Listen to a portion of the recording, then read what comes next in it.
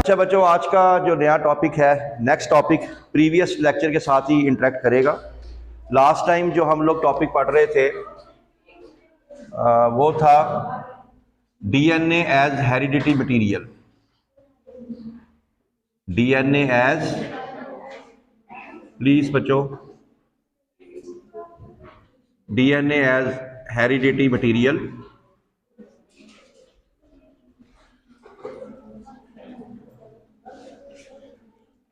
जिसमें हम लोगों ने ये साबित करना था कि डीएनए ही है जो कि एक विरासती मादा है। ऐसे ही है। कल हम लोगों ने एक टॉपिक पढ़ा था ट्रांसफॉर्मेशन का, याद आ गया? ट्रांसफॉर्मेशन, जिसमें हमने देखा कि जब डीएनए एक बैक्टीरिया से दूसरे बैक्टीरिया में जाता है तो वो उसको क्या कर देता है? ट्रांसफॉर्म कर देता है, उसको बदल देता है। तो साबित ये हुआ था कि डीएनए ही है जो क्या है? Heredity material. और ये जो एक्सपेरिमेंट किया था, ये किया था फ्रेडरिक ग्रिफ्थ ने। आज हम लोग एक्सपेरिमेंट नंबर 2 पे चलेंगे, क्योंकि अगर आपको याद हो कि लास्ट टाइम ये फ्रेडरिक ग्रिफ्थ से ये जो प्रॉब्लम थी ये सॉल्व नहीं हुई थी। उसने कहा था कि मुझे नहीं पता ये क्यों ट्रांसफॉर्म हुआ है, और उसने ये एक्सपेरिमेंट रोक दिया था ये कह के ग्रिफ्थ इफेक्ट की वजह से। ठीक है, एक्सपेरिमेंट नंबर 2 पे जो साबित किया गया कि जी डीएनए हेरिडिटी मटेरियल है। 3 साइंसदान थे जिन्होंने ये एक्सपेरिमेंट किया। एक साइंटिस्ट का नाम था कॉलिन मैकलॉड, दूसरे साइंटिस्ट का नाम था मैकलीन मैकार्टे,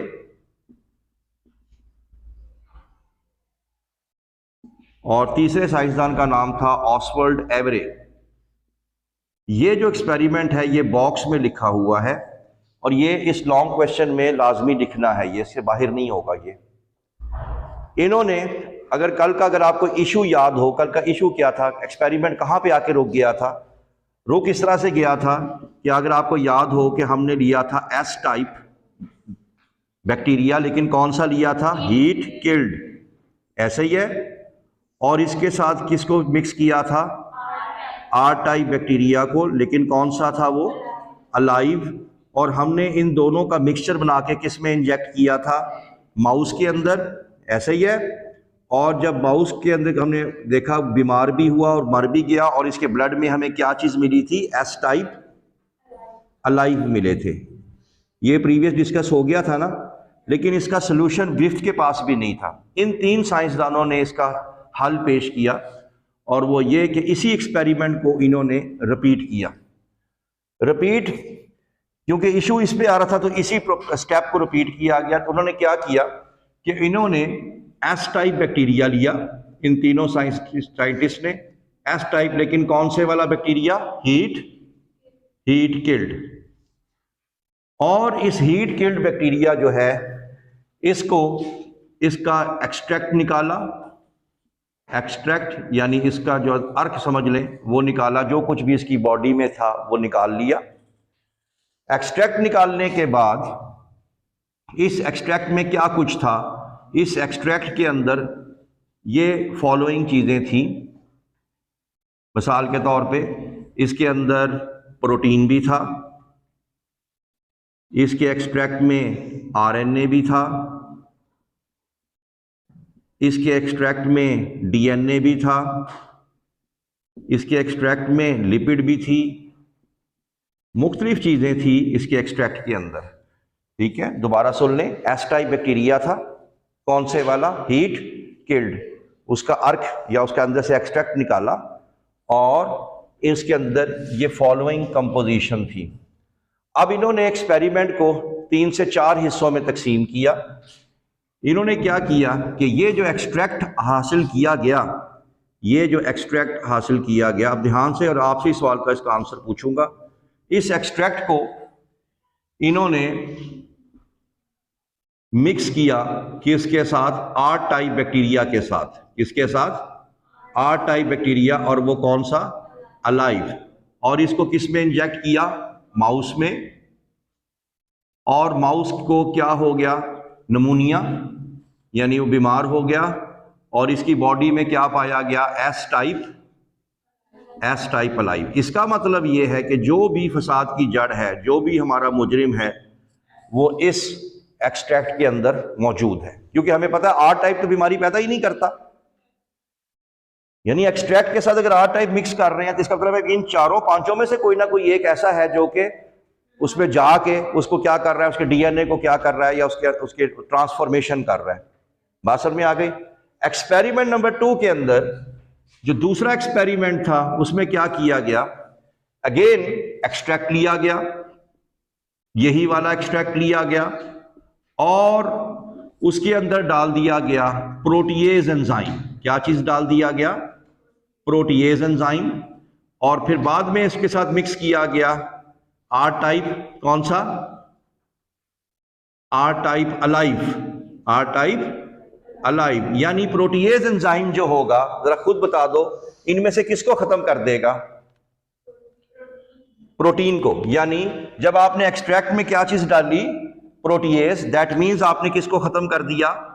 प्रोटीन को खत्म कर दिया। या यूं कह लो कि अब एक्सट्रैक्ट के अंदर प्रोटीन शामिल नहीं है। अब देखते हैं प्रोटीन को माइनस करने के बाद इसको माउस में इंजेक्ट करते हैं तो देखा गया कि अभी भी ट्रांसफॉर्मेशन जारी थी। ट्रांसफॉर्मेशन, हाँ जी, यानी ट्रांसफॉर्मेशन हो गई। ट्रांसफॉर्मेशन होने का मतलब क्या है कि डीएनए अभी भी आर टाइप से किस में कन्वर्ट हो गया? एस टाइप में। इसका मतलब है हमारा मुजरिम प्रोटीन नहीं है।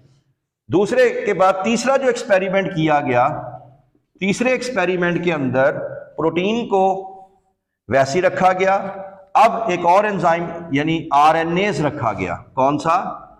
आरएनएज, जो किसको डाइजेस्ट करेगा? आरएनए को डाइजेस्ट करेगा। यानी हमारे एक्सट्रैक्ट के अंदर अब आरएनए नहीं होगा और इसके साथ किसको मिक्स करेंगे? आर टाइप को। ठीक है, तो हमारे पास एक्सट्रैक्ट आ गया, लेकिन एक्सट्रैक्ट, अब एक्सट्रैक्ट में क्या नहीं है? आरएनए। इसको किसके साथ रखा गया? आर टाइप के साथ। तो फिर भी क्या होने लग गई? ट्रांसफॉर्मेशन फिर भी होने लग गई। यानी बैक्टीरिया जो है वो अपने आप को बदलने लग गए, ट्रांसफॉर्म होने लग गए। बात समझ में आ गई। तीसरे एक्सपेरिमेंट के अंदर उन्होंने क्या किया कि अब अगेन एक्सट्रैक्ट लिया, लेकिन एक्सट्रैक्ट के साथ अब उन्होंने क्या चीज डाल दी? DNase. DNase, DNA will digest DNA. यानी अब आपके एक्सट्रैक्ट में सब कुछ होगा स्वाय डीएनए के। तो लिहाजा जब अब इसको आर टाइप के साथ मिक्स करेंगे तो वो ट्रांसफॉर्मेशन रुक जाएगी। समझ आ गई? अब वो आर टाइप से एस टाइप में कन्वर्ट नहीं होगा। तो हम यहां लिखते हैं कि डीएनएस डालने के बाद transformation activity will stop. Transformation activity will stop. इसका मतलब है जो कोई भी फसाद की जड़ थी वो डीएनए था। डीएनए ही है जो एक जगह से दूसरी जगह जा रहा था और वो उस बैक्टीरिया को आर टाइप से किस में कन्वर्ट कर रहा था? एस टाइप में। तो यहां पे हमारा आखिर में लिखा आना चाहिए कंक्लूजन। कंक्लूजन फिर हमारा क्या हुआ कि DNA is the heredity material. ना प्रोटीन है, ना लिपिड है, ना आरएनए है, सिर्फ क्या है? डीएनए। ठीक है, कोई क्लैरिफिकेशन की जरूरत तो नहीं है। तो ये दूसरा एक्सपेरिमेंट आ गया जी। थर्ड एक्सपेरिमेंट भी है जो ज्यादा पेपर में आता है, और वो जो एक्सपेरिमेंट ये साबित करने के लिए था कि DNA as the heredity material, topic वही है लेकिन ज्यादा पेपर में ये आता है। और ये जो एक्सपेरिमेंट किया गया, ये एक्सपेरिमेंट किया गया, ये दो साइंसदान थे, एक का नाम था एल्फ्रेड हार्शे और दूसरे का नाम था मार्था चेस। तो साइंटिस्ट यहां लिख देता हूं, साइंटिस्ट का नाम था एल्फ्रेड हार्शे, हाँ जी, और दूसरे का नाम था मार्था चेस। ये पेपर के अंदर मार्था चेस एक्सपेरिमेंट के नाम से भी पेपर में आ जाता है। इन्होंने कैसे साबित किया कि DNA is the heredity material? इन्होंने एक यूनिक तरीका इस्तेमाल किया। इन्होंने इस्तेमाल किया बैक्टीरियोफेज को, बैक्टीरियोफेज। और आपको पता है कि बैक्टीरियोफेज क्या होता है, फर्स्ट ईयर में पढ़ा था। बैक्टीरियोफेज बेसिकली एक वायरस है। क्या है? वायरस है जो कि किसको इन्फेक्ट करता है? बैक्टीरिया को। याद आ गया? जिसके अंदर क्या चीज होती है? डीएनए। लास्ट ईयर आप लोगों ने मास्टर स्लेव रिलेशनशिप पढ़ा था, होस्ट गेस्ट रिलेशनशिप पढ़ा था। और ये बैक्टीरियोफेज जब भी किसी बैक्टीरिया को इन्फेक्ट करता है तो आपने ये भी पढ़ा था कि तकरीबन 25 मिनट्स में, 25 मिनटों के अंदर इससे ये बना लेता है, बैक्टीरिया में जाने के बाद न्यू बैक्टीरियोफेजिस बना लेता है। कितने? किसी को फिगर याद है? हाँ जी, 200 बैक्टीरियोफेजिस बना लेता है। बात समझ? बड़ा सिंपल एक्सपेरिमेंट। सिंपल एक्सपेरिमेंट कैसे जी? ये आप देखें, इन्होंने क्या किया? बैक्टीरिया लिया, ये बैक्टीरिया लिए, और बैक्टीरिया लेने के बाद इन्होंने दो ग्रुप्स बनाए। एक बैक्टीरिया एक साइड पड़ा हुआ है, दूसरे एक साइड पे हैं। तो इन्होंने अलाउ किया बैक्टीरियोफेज को कि वो इसको इन्फेक्ट करें, इस पे क्या करें? अटैक करें। लेकिन दोनों में एक फ़र्क ये रखा कि जो बैक्टीरियोफेज था, आपको फर्स्ट ईयर फिर मैं याद करवा रहा हूं कि बैक्टीरियोफेज का बाहर होता है प्रोटीन कोट। याद है? This is the protein coat. Protein का बना होता है और अंदर होती है कोर या डीएनए। ऐसे ही है? ये क्या है? डीएनए। दूसरी साइड पे जो बैक्टीरियोफेज लिया गया वो भी सेम ही था, लेकिन दोनों में एक फर्क रखा उन्होंने। वो फर्क क्या था? फर्क ये था कि यहां जो एक ग्रुप का जो बैक्टीरियोफेज था, उसका जो प्रोटीन कोट था, उसके अंदर रेडियो एक्टिव सल्फर यूज किया गया, S35। जबकि इसके अंदर जो डीएनए था, डीएनए में होती है फॉस्फेट। वो फॉस्फेट क्या थी? नॉर्मल। जबकि प्रोटीन कोड क्या था? Radio active. दूसरे ग्रुप के अंदर यहां जो प्रोटीन यूज की गई, उसमें जो सल्फर यूज की गई, सल्फर वो क्या थी? नॉर्मल। जबकि यहां पे जो डीएनए यूज किया गया, उसमें जो फॉस्फेट थी वो रेडियो एक्टिव थी, P32। दोबारा देख लें, दो ही चीजें हैं, प्रोटीन कोट बाहर, अंदर क्या है? डीएनए। यही दो चीजें हैं। एक का आप लोगों ने रेडियो एक्टिव कर दिया प्रोटीन कोट, जबकि उसका डीएनए क्या रहने दिया? नॉर्मल। दूसरी जगह पे आपने क्या किया? डीएनए को रेडियो एक्टिव कर दिया और प्रोटीन कोट को नॉर्मल रखा। तो दोनों ने जब अटैक किया तो साइंसदानों को भी नहीं पता था कि ये पूरे अंदर दाखिल होते हैं या ऐसा कुछ हिस्सा अंदर दाखिल होता है। तो देखा ये गया कि जहां डीएनए नॉर्मल था, उसका डीएनए कहां पाया गया? बैक्टीरिया के अंदर। जबकि उसका जो प्रोटीन कोड था वो कहां पाया गया? बॉडी से बाहर। इस साइड पे अगर आप देखें, यहां पे जो रेडियो एक्टिव फॉस्फेट था या डीएनए था, वो कहां पाया गया? बैक्टीरिया के अंदर, और बाहर पाया गया नॉर्मल प्रोटीन। नहीं समझ आई बात की? और आपको यह भी पता है कि जो नेक्स्ट जनरेशन पैदा होती है वो इन्हीं डीएनए से पैदा होती है। तो साबित यह हुआ कि प्रोटीन जो है वो बाहर ही रह जाता है, तो जो अगली जनरेशन में जो चीज जाती है, जो अगली जनरेशन में जो नई चीज पैदा करती है, वो क्या चीज है? वो डीएनए है। तो लिहाजा DNA is the heredity material. अब जल्दी से डायग्राम की तरफ आ जाएं, इसी टॉपिक की। मिल गई जी? हाँ, ये वाली, ये डायग्राम आप लोग देख रहे हैं? हाँ, ठीक है। आप देखें कि ऊपर भी आपको एक फ्लास्क नजर आ रही है, नीचे भी एक फ्लास्क नजर आ रही है। एक पे है रेड कलर और एक पे है ब्लू कलर।